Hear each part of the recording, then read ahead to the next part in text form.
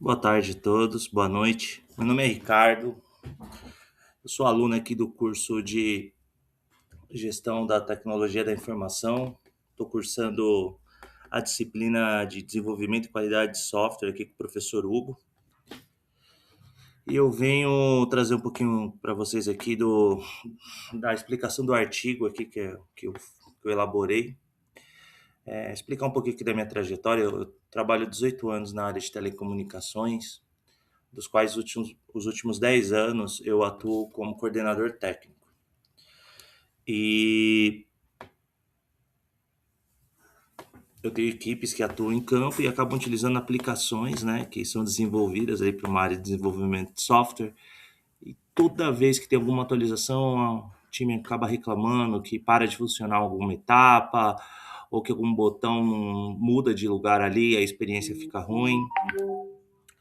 A ideia desse trabalho aqui é seguir esse roteiro aqui do que foi aplicado, né, no nosso artigo. Vamos lá. O nosso roteiro vai consistir no problema, né, que é o custo oculto das falhas de usabilidade. A proposta, né, que é integrar a inspeção heurística na Sprint Review. A metodologia, né, como foi o impacto medido antes e depois. Evidências quantitativas da melhoria. A discussão, né, o que mede o que os números realmente significam. E as recomendações e os próximos caminhos a seguir. Então aqui começa o nosso problema central, né? Como eu estava explicando, a galera reclama bastante, né, quando dá algum problema na etapa final. E aí aqui diz, né, que as falhas de usabilidade descobertas tardiamente no AT, que é o usuário final, ali, né, o teste de aceitação do usuário, ele gera um alto custo econômico para o projeto e para a reputação de quem fez ali, né, de quem tratou. A gente tem as sprints ali, que é através do desenvolvimento ágil, né? E aí o Gui Scrum, ele carece de orientações formais para inspecionar a qualidade de UX. Né? Ou na minha empresa lá, eu vejo usar bastante o Scrum ali para a gestão de projetos. A pergunta de pesquisa aqui nossa é: qual o impacto quantitativo da adoção de um ciclo curto de feedback formal para usabilidade? E aí tem aqui a proposta, né? Que é um protocolo de inspeção na Sprint Review, né? Então, a proposta consiste em integrar uma inspeção de usabilidade baseadas na heurística de Nielsen, como parte formal do evento da Sprint Review. Aí tem ali o H1, né, que seria a adoção do protocolo, né, para reduzir a porcentagem de falhas de usabilidade detectadas tardiamente lá na UAT, né? O nosso H2 aqui seria a intervenção, né? Reduz o retrabalho medido em horas. E ali no final seria a satisfação do usuário, aumentada, né, após a intervenção. Então, reduz o retrabalho, reduz as falhas ali dos usuários de teste de aceitação e aumenta a satisfação do usuário, né? Que afinal, todos nós trabalhamos para fazer os nossos clientes finais, né, estarem satisfeitos. É o que mantém a gente na posição que a gente está, é o que mantém a gente empregado, é o que faz a gente conseguir uma promoção futura, né? É garantindo a satisfação do próximo. Aqui está a metodologia, né? Desenhando um experimento comparativo, né? A abordagem foi uma pesquisa aplicada com abordagem mista, né? Quantitativa mais qualitativa. Os dados foram simulados, né? Eu trabalho ali com a área de telecomunicações, mas eu não toco projetos. Então, foi um projeto fictício aqui elaborado para propor essa implantação. Tá aqui as 4 métricas chaves de sucesso que foram sugeridas. Então, seria lá as falhas UAT, né, de teste de aceitação do usuário. O que é? O número de falhas de usabilidade detectadas no AT por release. Ele vai medir a capacidade de detecção precoce dos problemas. Segunda métrica aqui é o rework, que são as horas totais de retrabalho atribuídas às correções de usabilidade. Isso daí vai medir o custo e o esforço que vai ser economizado, né? Porque todos nós queremos ali, né, quem trabalha com projetos e até os stakeholders, né, eles não querem ter custos elevados. A ideia é mitigar os custos, reduzir ali, né.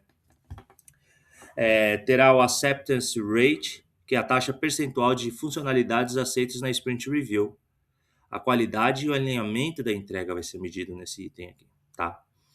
Então, quanto menos falhas tiver nessas sprint reviews que a gente fazer, melhor vai estar sendo a nossa tratativa, tá?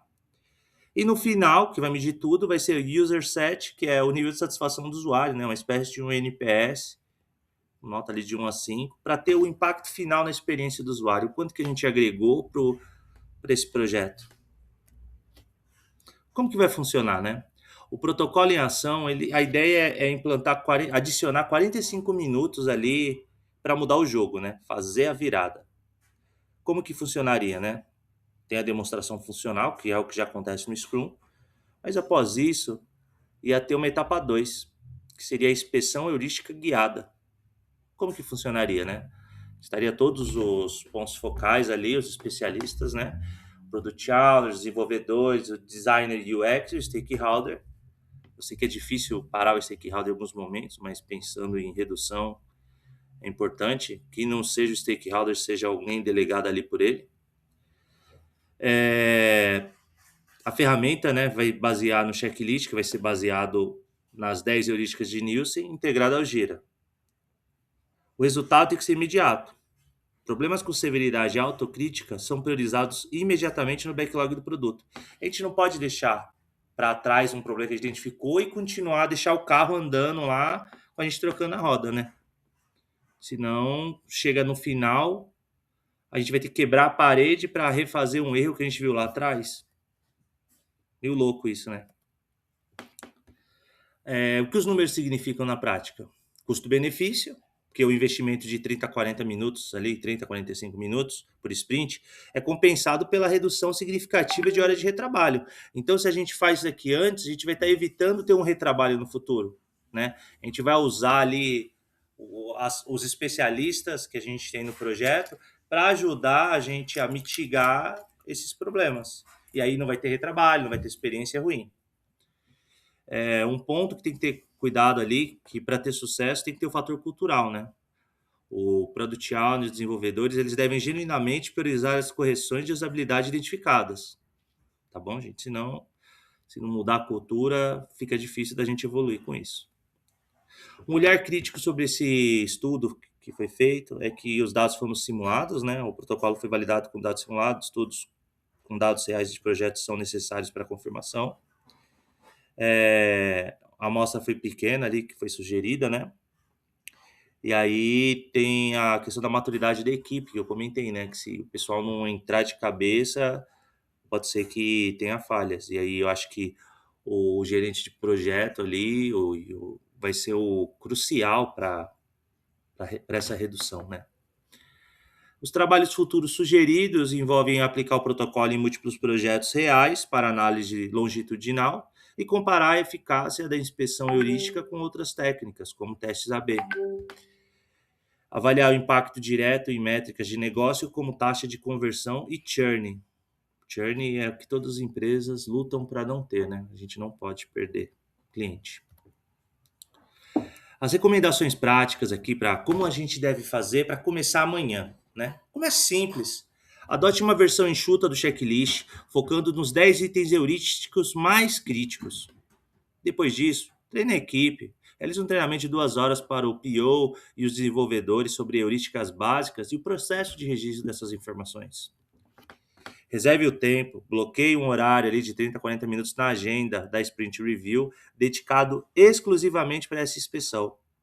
E atue rápido, né? Haja rápido. Garanta que os problemas de severidade alta e crítica sejam registrados e priorizados para correção no mesmo sprint ou no sprint seguinte. Ah, não dá para fazer, então determine uma data e para garantir e evitar problemas futuros. Qual que é a conclusão de tudo isso? A qualidade do UX como um hábito, não um evento. A gente tem que ter a qualidade do UX como um hábito, não como um evento. A formalização